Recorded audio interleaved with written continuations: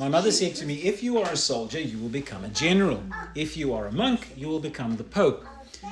Instead, I was a painter and became Picasso. That's a statement by Pablo Picasso. And I like the statement because it demonstrates a little of how important parental attention and belief is in the flourishing of their children. By the way, my favorite Picasso is Guernica, a depiction around 1937, that's just before the Second World War, of our depravity. We're 3 weeks into Lent, and this week we're looking at Exodus 20, the Ten Commandments. 1 Corinthians 1, Paul made the point that Jesus' execution was ultimate humiliation and foolishness, and John chapter 2, the clearing of the temple. Thomas Sowell, one of my favorite authors, lists the preconditions that are necessary for success. The world, he says, has never been a level playing field. The examples of success that we tend to focus on are the top 1/10 of 1%. So you think of a runner, you think of Usain Bolt. Those preconditions for success are, as Thomas Sowell puts it, a taste for entrepreneurship, a focus on education, a commitment to family, a reputation for honest dealing, and an instinct for hard work. They also have high levels, these people and communities, of trust and cooperation among themselves. Sowell often speaks about the importance of two parents and focused attention on children as requisite for their success. The Ten Commandments were given as a mirror, showing up our depravity. 4 commandments focus on the sovereignty of God, and 6 focus on human relationships.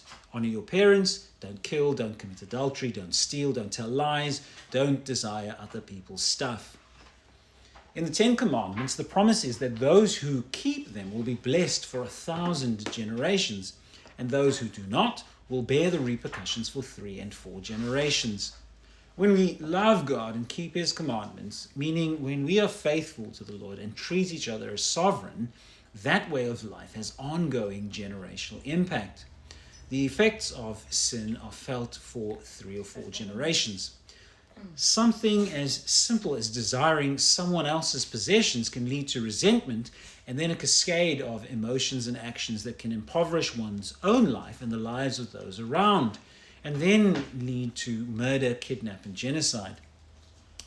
I'm sure that you're aware of philosophical and political ideologies based in coveting possessions, and so setting up groups of people against one another, emphasizing the moral failings of the other, justifying theft, denigration, deception, and murder.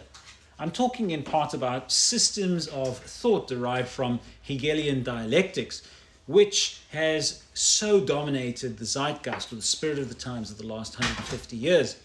When I read Hegel, I don't think he meant for his philosophy to be used as anything other than a tool to generate helpful new ways to solve problems.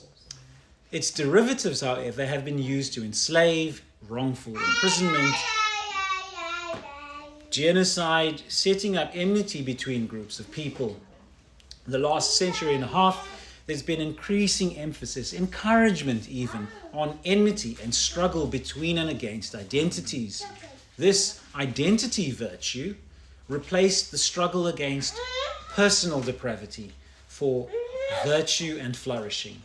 When I look back at history, for all of history, we've struggled together with extraordinary success to bring about flourishing. I've heard folk focus on God punishing generations of children and miss the blessing of 1,000 generations, and so justify dispensing with the 10 Commandments. So much misinterpretation happens by taking text out of context. Text without context is pretext and seeks to justify. So, the way I read it seems that the point of the law and the prophets is to emphasize God's holiness, set-apartness, sovereignty, and the importance of seeing Him, His sovereignty in the first 4 commandments, in one another in the last 6 commandments. This is foolishness. Jesus' execution is foolishness. Jesus' promise to rebuild the temple in 3 days was foolishness. Conventionally, the prophets and the apostles were executed for their despicably foolish message. It's not very different today. In our context at the moment, we have the incredible blessing of living out our faith freely. But in many parts of the world, people are still executed for their faith. The mirror is a harsh judge, multiplying sin. Even worse, Jesus' execution is foolish, a hazard, a complete humiliation. But to us, Jesus' execution is power and wisdom. How?